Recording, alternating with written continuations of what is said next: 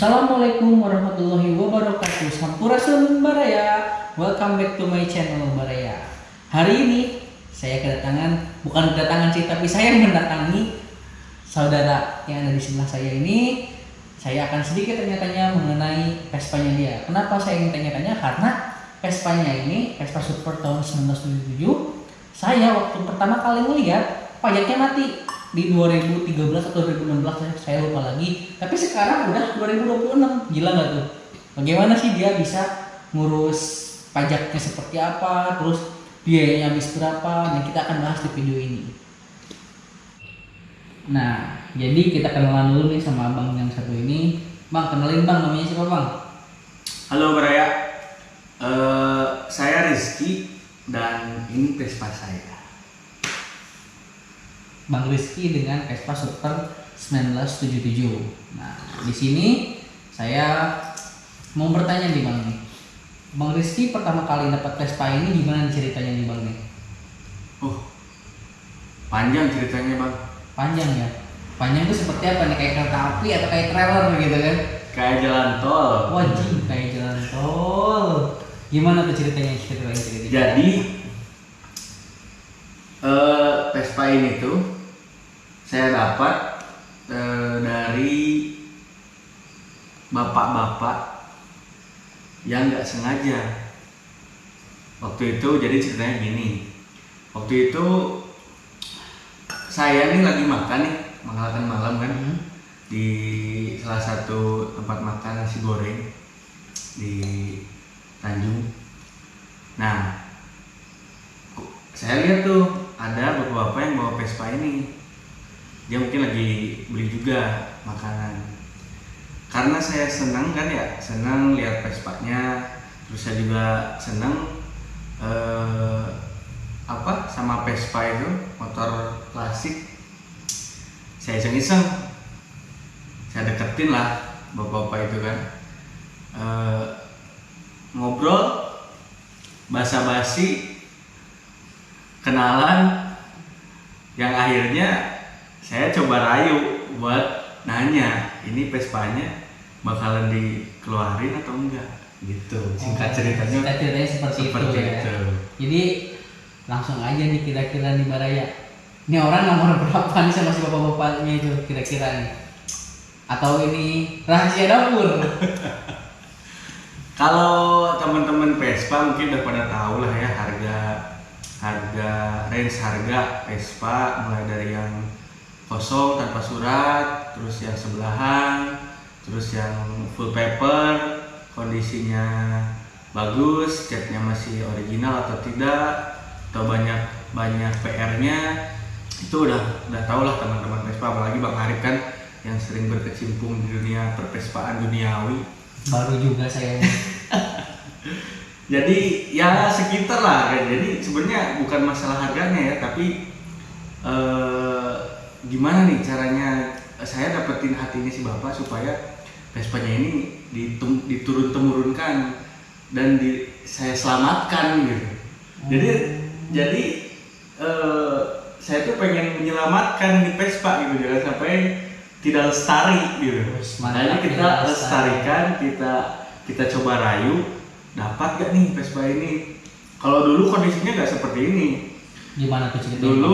Dulu kondisinya pas awal ketemu ini belum serapi ini ya, masih banyak beberapa komponen yang nggak sesuai gitu, yang hilang, yang nggak dipasang ya, maksudnya yang nggak dipasang. Terus ini bannya udah rubahan, memang bannya awalnya yang ring 8 dulu kita masih ada. Ini pakai banci ya Bang ya? Iya, karena saya ini pingin ring 10 ya, maksudnya pingin ring 10 tapi tanpa merubah tromol. Jadi ya udah simpel aja, saya coba pasang di pelek banci ini ke Super, tapi ternyata good looking ya? Juga good looking, pokoknya jadi makin cakep ya Bang. Kalau misalkan Vespa Super yang awalnya ring 8 diganti jadi ring 10 gitu kan, atau pakai ring banci gitu kan, ya looknya sepertinya lah kelihatannya gitu kan. Lagian juga enaknya tuh apa kalau ring 10 kayak gini? Kalau ring 10 kan dibawa jalan, dibawa boncengan, nggak gasruk ya. Kalau ada polisi tidur, Nyelam nggak tuh polisi tidur?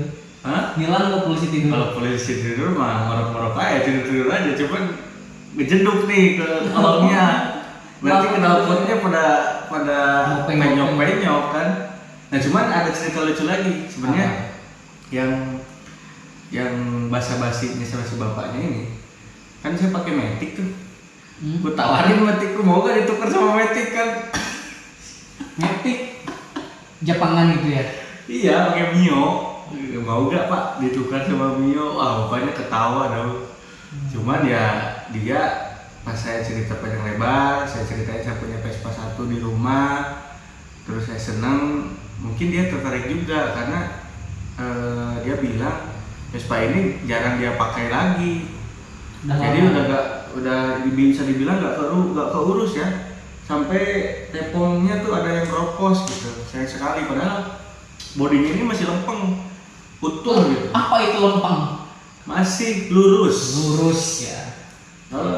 Kalau di anak Vespa itu udah paham ya, kalau bodinya lempeng itu masih bagus tuh, di bawah lepas tangan masih oke, nggak goyang geol. Ya kalau nggak salah tuh di video kita tuh yang Bang Rizky iya, berdiri gini kan. Bukan stand up di Vespa. Mantap.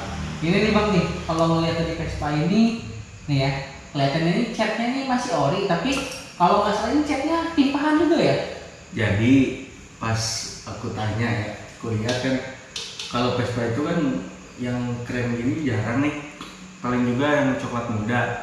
Nah, aku udah ini apa, udah curiga nih, ini Vespanya udah dicat kan, tapi ternyata catnya originalnya itu masih lengkap. Jadi ini baru ditimpa 1 kali guys, masih kelihatan nih kayak bopeng-bopengnya itu, dia cat asli di belakang di balik kedoknya ini Masih ada cat ini ori. dari spakbor depan sampai ke belakang itu masih cat ori. Tapi kalau misalkan kayak saya nih orang awam nih ya, ngelihat Vespa ini seperti catnya seperti cat ori gitu kan. Karena mungkin orang ngecat Vespa zaman dulu itu catnya bagus-bagus ya, beda sama zaman sekarang.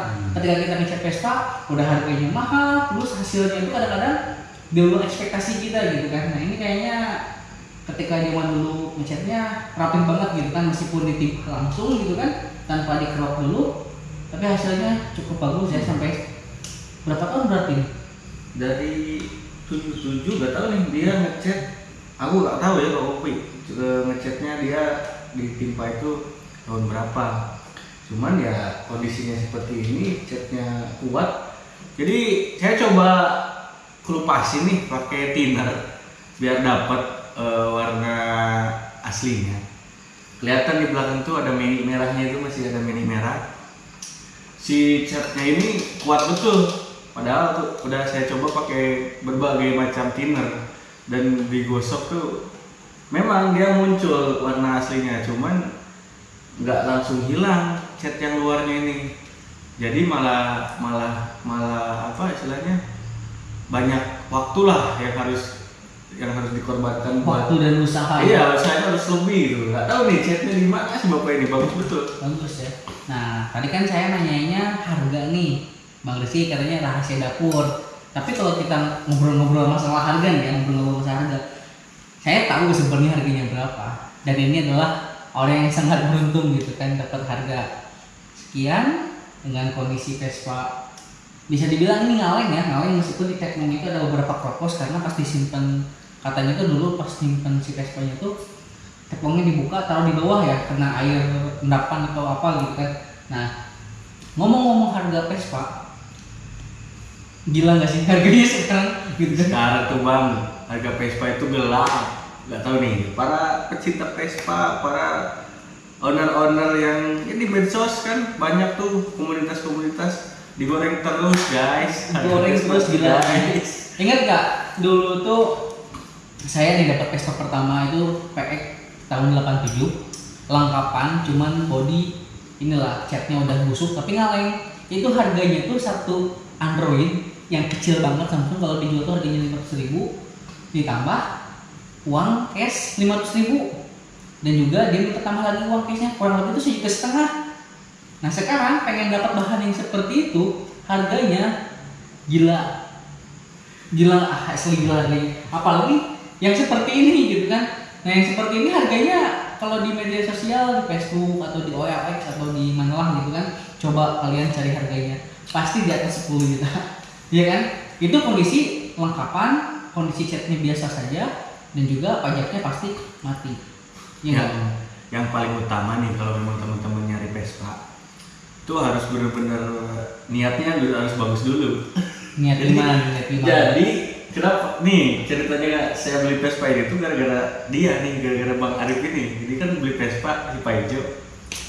Nah kebetulan satu kerjaan, terus saya juga pengen punya yang buat di sini gitu kan. Panasan mana mah? Pokoknya apa yang kamu beli saya beli. Ya anjay, gila. Terus. Habis itu ya panjang lah ceritanya. Jadi saya nyari-nyari di Facebook, saya nyari-nyari ke perumahan-perumahan di sekitar Kantor Pertamina ya? Ya betul, karena di sini kan ada kantor Pertamina. Ada ini apa namanya tuh? Fail apa sih? Plannya Pertamina. Pertamina. Jadi saya pikir kan kalau zaman dulu pasti ini banyak nih motor-motor jadul disimpan di perumahan-perumahannya yang zaman dulu. Akhirnya ya belusukan, saya ngetok pintu, saya tanya-tanya satu-satu, ada yang dijual gak? Tinggal lihat Vespa ada dijual gak? Nah, beruntungnya ini tuh kayak gak sengaja gitu. Ketika saya di tempat makan, ya udah tempat makan ngobrol, bapaknya dapat chemistry-nya sama saya. Dan mungkin juga jodoh. Awalnya bukan gak dikasih ya, tapi ragu-ragu mungkin dia. Antara mau dirawat sama dia atau diserah terima kan rawatannya sama saya gitu. Akhirnya saya coba rayu lagi, oke.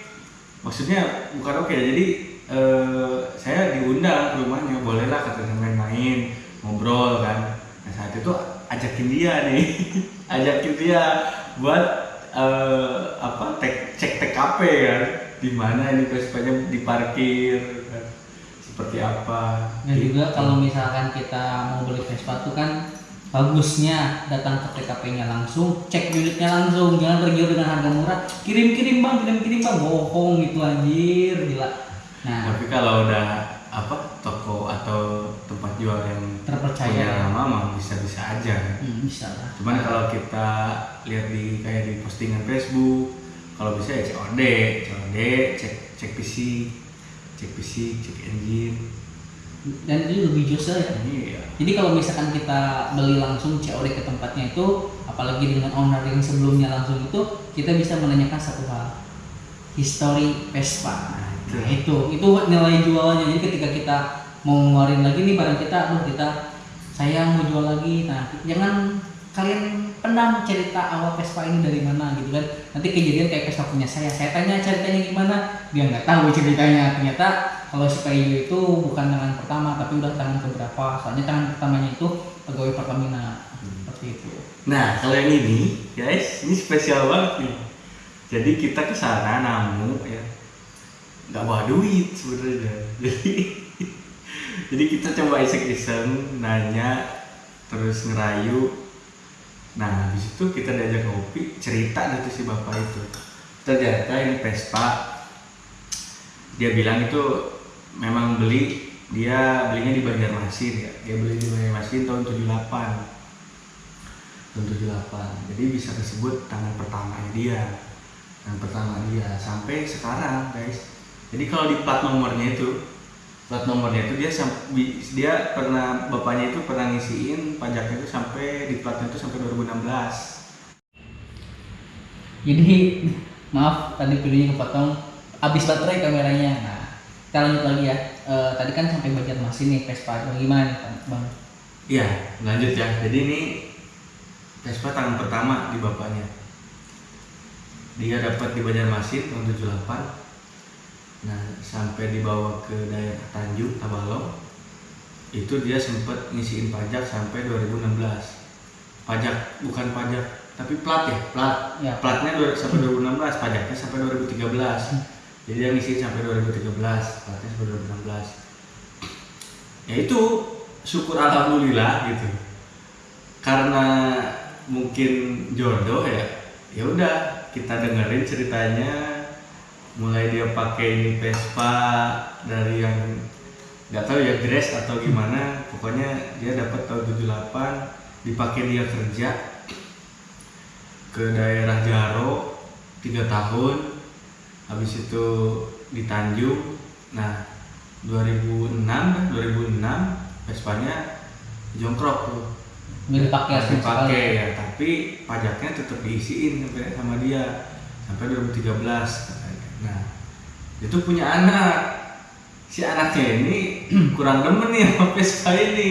Aduh ya, kurang anaknya tuh kurang serta sama dunia perpespaan ya. jadi si bapaknya bingung mau ngurus gimana ya. Dia cerita kayak gitu. Jadi akhirnya pas kebetulan saya coba rayu, saya ceritain saya tuh seneng Vespa pak, saya punya Vespa di rumah 1, saya rawat gini. Udah katanya kalau mau ada rawat, ini suratnya, ini BPKB-nya. Nah terus kalau ini udah dikasih kayak gitu berat sekali buat menawar gitu. Perlengkapannya, jadi perlengkapan itu kan dia perintilan orinya tuh masih disimpan sama dia, mulai dari joknya ini kan pakai yang belakang, ini pakai eksklusif, yang depannya masih bawaan, ya joknya masih ada, terus knalpotnya tuh dulu bukan knalpot bawaannya tapi knalpotnya udah racing ya, nggak tahu diganti sama anaknya kan atau gimana. Buang kiri ya kalau nggak salah itu namanya. Buang kiri masih cuman DRP racing. Nah habis itu ya kita cek kan engine-nya, kita cek ya itu sekali selah dia langsung nyala guys. Selalu nyala, lihat headnya masih bagus meskipun di karbunya dia ada rembesan kan. Itu hal biasa lah ya. Cuman ya ini masih bisa lah kita perbaiki. Nah ya itu yang bagus itu masih oke, sekali selah nyala, lampu oke, sampai ke klakson masih nyala guys. Mantap gitu. Klaksonnya masih nyala gitu kan. Oh iya ada informasi bang. Jadi di Tabalong itu setahu saya ya, nggak tahu ada bengkel atau yang lainnya. Jadi kalau misalkan kalian mau servis Vespa di daerah Tabalong itu datang ke mana, Gunung Batu ya, Gunung Batu. Daerah Gunung Batu. Rumahnya si Bang Erwan. Itu kalau menurut saya servisan di Tanjung itu jos. Pokoknya ya kalau mau nyervis Vespa di sana aja. Iklan sedikit lah intermezzo. Kontaknya di sini. Ya Bang Erwan ya, dipromosiin di Bang Erwan nih. Nah seperti itu. Nah kita langsung ke inti pembicaraan. Di inti pembicaraan ini saya sih ya udah tahu lah ya ceritanya dia seperti apa dapat Vespa. Yang saya pengen tahu adalah bagaimana nih orang bisa dapetin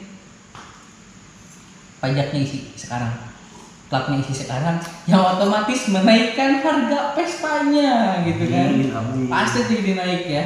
Nah saya mau tahu saya nggak bisnis ini, tapi saya nggak bisnis ya. Nggak bisnis.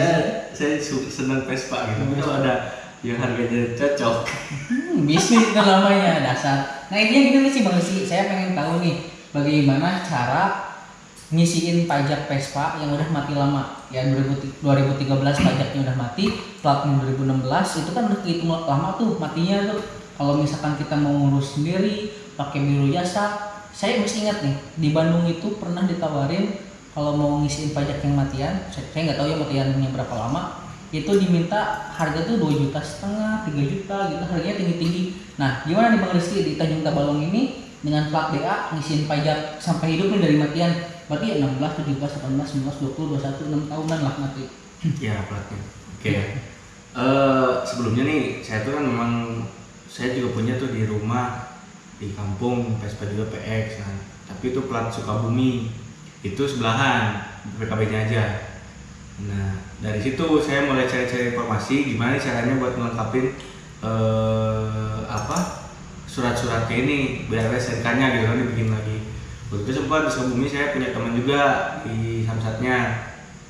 Ternyata kalau yang masih punya BPKB meskipun nggak ada KTP-nya ya masih bisa diatur lah ya, walaupun harganya beda, jadi nggak langsung gitu ke ininya, istilahnya lewat calo lah. Lewat calo itu masih bisa asalkan ada BPKB-nya. Kalau yang kosongan saya nggak tahu ya, kalau yang benar-benar kosong nggak tahu saya caranya gimana. Nah kayak gitu ya, yang PX itu dulu tuh nawarin tahun 2017 tuh 1,5 juta supaya dapat STNK-nya. Pajak isi tapi? Ya kan otomatis pajak isi kalau dibikinin STNK.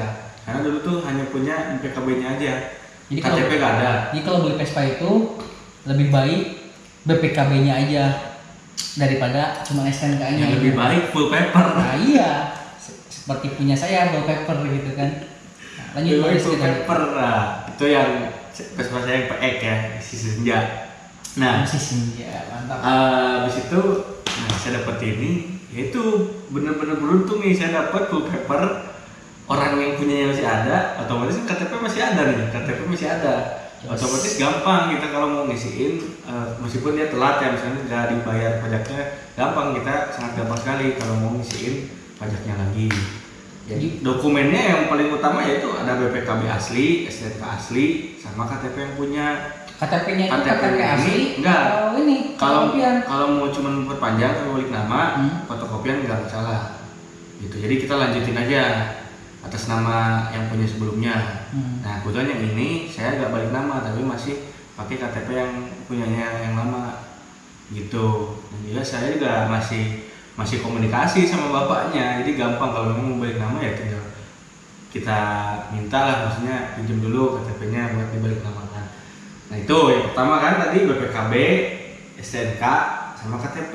Nah ini bisa kita langsung ke Samsat buat ngurus. Nah cuman kita harus ada waktu gitu kan. Kalau memang teman-teman bekerja gitu kan, weekday Senin sampai Jumat, Senin sampai Sabtu, kita kan nggak ada waktu ya.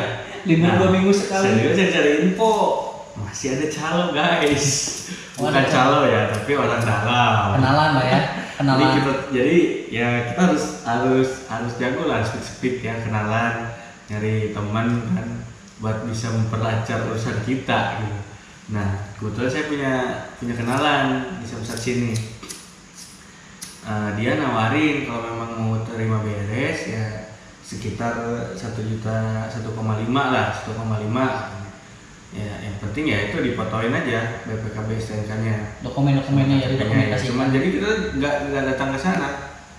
Jadi langsung tahu beres aja gitu, nggak digosok. Cuman kan nggak seru ya, nggak seru gitu. Pada kita kan punya di unitnya. Nomor rangka, nomor engine-nya ada gitu. Meskipun yang saya ini nomor rangkanya udah mau hilang nih. Nah, otomatis penasaran, bisa gak? Iya betul ya. Samsat dengan nomor rangka yang mau hilang gitu, digosok masih bisa gak tembus? Nah, yaitu ceritanya saya akhirnya setelah ditawarin 1,5 sama coba tolong dihitungin dong kalau misalkan saya ngurus sendiri. Ternyata kalau ngurus sendiri itu sekitar 700 ribuan guys, 700 ribuan kata orang dalamnya yang saya kenal ya. Ya udah, ya saya mending milih yang murah kan, yang 700 ribu gitu. Lumayan ya, bisa dipakai buat beli bensin. Iya, 2013 cuma 700 ribu ya lumayan. Sisanya budget itu buat ngerestorasi beberapa kan, buat ngelengkapin aksesorisnya. Habis itu ya pada waktunya ya saya bawa ini motor ke Samsat, SPN ke Samsat. Pas sebetulnya waktu itu kosong, sepi tempat ya lagi sepi.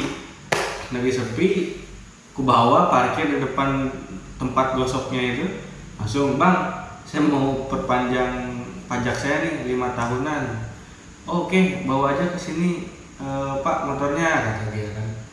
Langsung saya bawa, terus saya serahin dokumennya, STNK, BPKB, sama fotokopi KTP. Udah diperiksa sama dia, lengkap. Dia bawa stiker apa ya istilahnya, bukan stiker tapi kertas gosoknya itu kan. Mas parkir di sini katanya. Udah gitu saya parkirin, saya buka toko saya. Dia kaget kan, ini motor tahun berapa? Dan dia sambil nanya-nanya juga, ini dapat dari mana katanya kan? Kok masih ada motornya kayak gini gitu. Si bapak ininya tuh yang petugas gosoknya. Ya udah, basa-basi dia sambil gosok. Pertama dia gosok rangka nomor mesin ya. Nomor mesin kan masih jelas tuh. Nomor mesin itu pasti nggak akan mungkin hilang gitu. Nah pas nomor rangka dia nyari-nyari kan. Saya udah kasih tahu di sini Mas, sebelah tepung tepung kanan, buka tepung kanannya. Habis itu dia gosok, nggak muncul tuh nomornya. Posisi jadi geser dikit baru tuh muncul, cuman memang nggak full. Jadi udah sama-sama. Ada beberapa nomor yang kayak misalkan PLX IT udah sama-sama. gitu. PBC kan, ini PBC nih tahun 77 BBCIM. Nah terus saya udah deg-degan nih, lolos gak nih gitu saya kan, karena ya itu udah sama-sama, kemudian ternyata gak masalah mas katanya, karena memang ini udah sesuai, jadi masih kebaca dikit lah gitu kan, masih kebaca. Akhirnya udah saya senang banget tuh, udah digosok. Ini pengalaman pertama juga sebenarnya kan, ngisi pajak matian lama ya. Oh yang dulu yang si Senja itu nggak sampai beres dulu, cuman ya diserahin aja sudah, karena saya kerja dulu jadi nggak tahu prosesnya kayak apa, jadi sering ke teman saya. Nah kalau ini saya ngurus sendiri, lolos dapat berkasnya, lanjut ke loket buat pengurusan pembayaran pajaknya.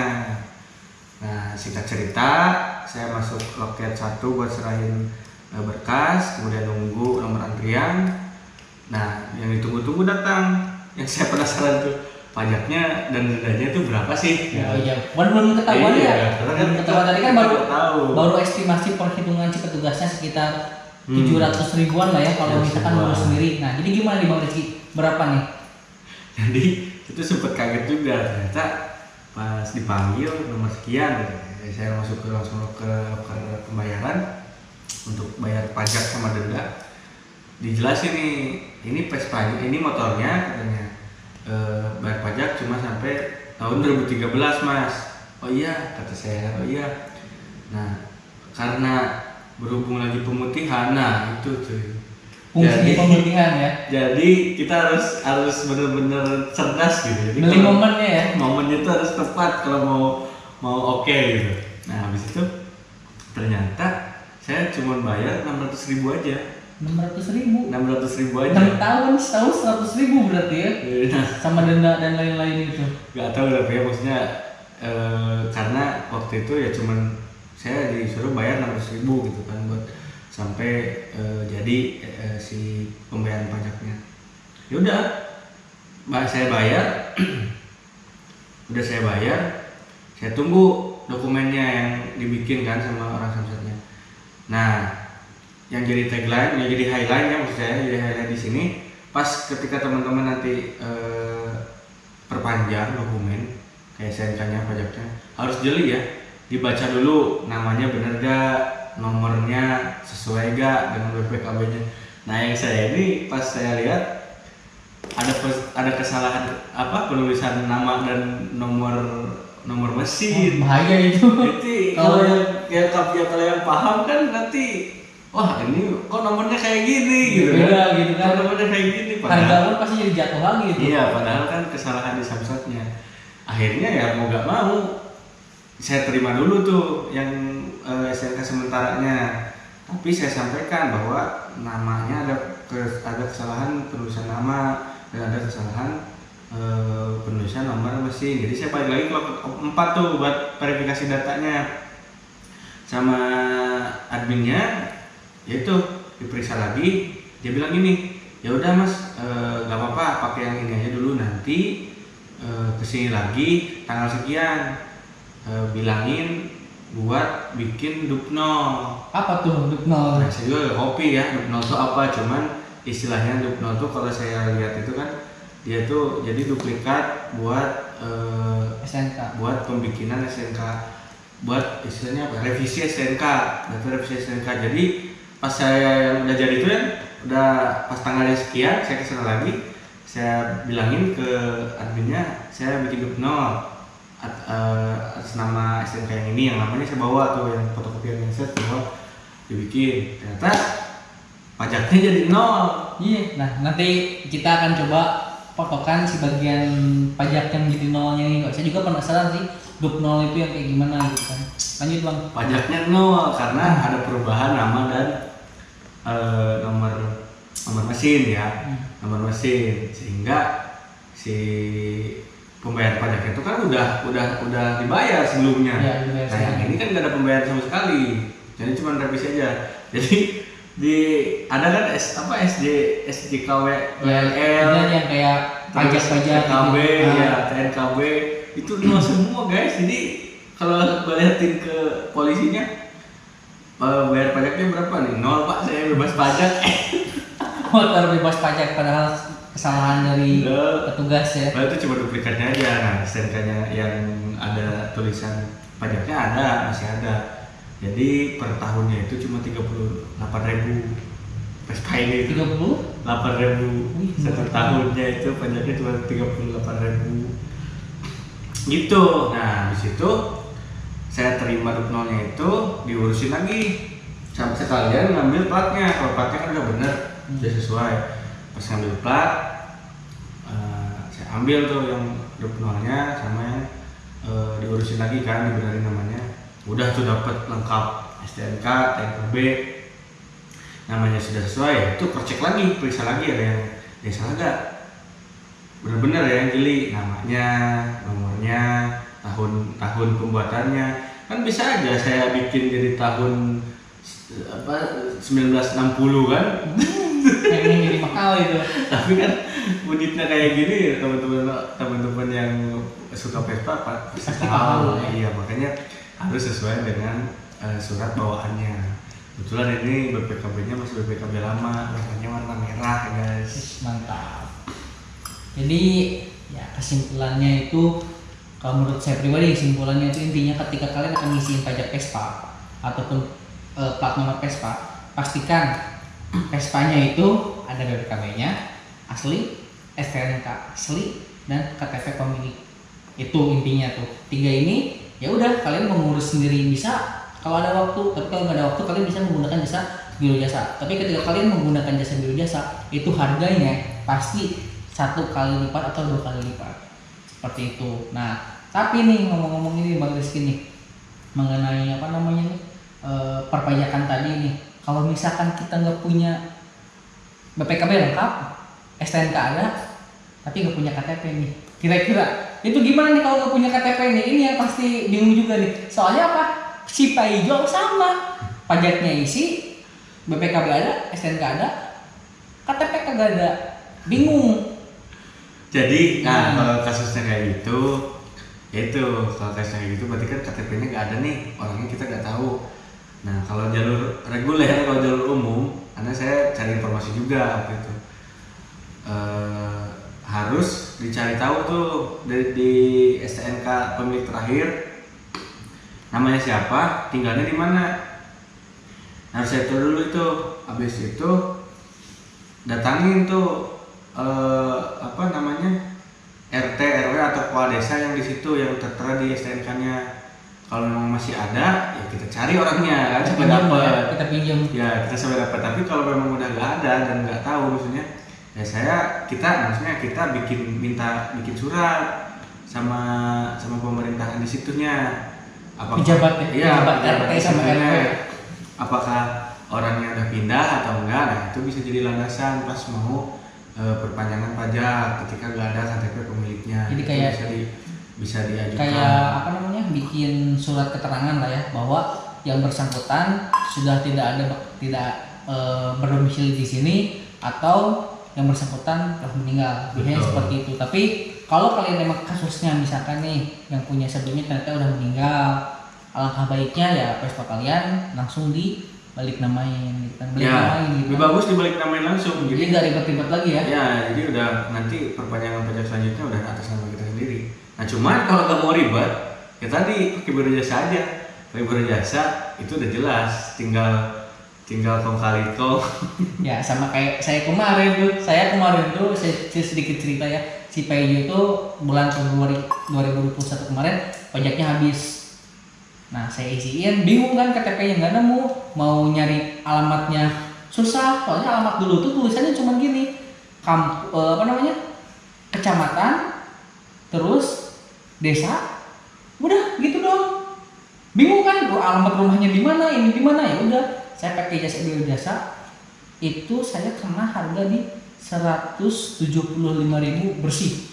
175.000 bersih udah dengan biaya biro jasanya. Ya 175 demi Vespa yang isi dan sebagai warga negara yang baik, taat pajak, itu worth it lah ya. Ya benar, jadi mindsetnya teman-teman kalau punya kendaraan ya harus dilengkapi lah surat-suratnya. Meskipun banyak orang bilang pakai Vespa itu aman di jalan, nggak ada. Jadi tetap aja kalau memang motornya itu kosongan, nanti susah jalan kalau ada operasi tilang kan, kita ribet lah. Tapi kalau udah punya surat-suratnya kita lempeng-lempeng aja di Saya jalan. kayak sama Pak Polisi, lo polisi gitu kan, asik lah kalau punya pajak isi seperti itu. Oke, mungkin sekian video learning by Bapak Rizky gitu kan, bukan learning by googling tapi learning by Pak Rizky gitu kan, mengenai pembicaraan tentang bagaimana sih cara ngisiin pajak Vespa dan juga cerita si Vespa Support tahun 1977 nya ini. Nah, mungkin sekian video ngalur ngobrol ngalir ngidul anjing. Gaskeun. Nah, mungkin ada pesan satu patah atau dua patah kata, yang penting jangan satu paragraf dari Bapak Rizky buat para subscriber atau mau menawarkan Vespanya ini, dan juga saya mau sedikit promosi. Nih, mampir ke @myenamel_22 di Instagram. Ngopi heula atau ngopi heula. Ada nggak yang mau disampaikan? Ya gitulah. Jadi ini kan cuma kita bukan learning bisa disebut learning juga. Sharing aja pengalaman saya terkait Vespa ini. Nah, buat teman-teman, terima kasih banyak nih udah mampir ke YouTube-nya Bang Arif nih. Subscribe dan like dan komen ya. Jangan lupa Share juga. share, like dan subscribe channel ini agar channel ini semakin berkembang. Atau bagi kalian nih yang ada di sekitaran Tanjung Tabalong ataupun di Amuntai ataupun di Balangan ataupun yang ada di Bandung nih, ketika saya pulang kalian pengen ngobrol-ngobrol, kita pengen bahas Vespanya, saya bersedia datang kalau kalian mengundang gitu kan. Yang penting sediain kopinya. Oke, terima kasih telah menyaksikan. Wassalamualaikum warahmatullahi wabarakatuh.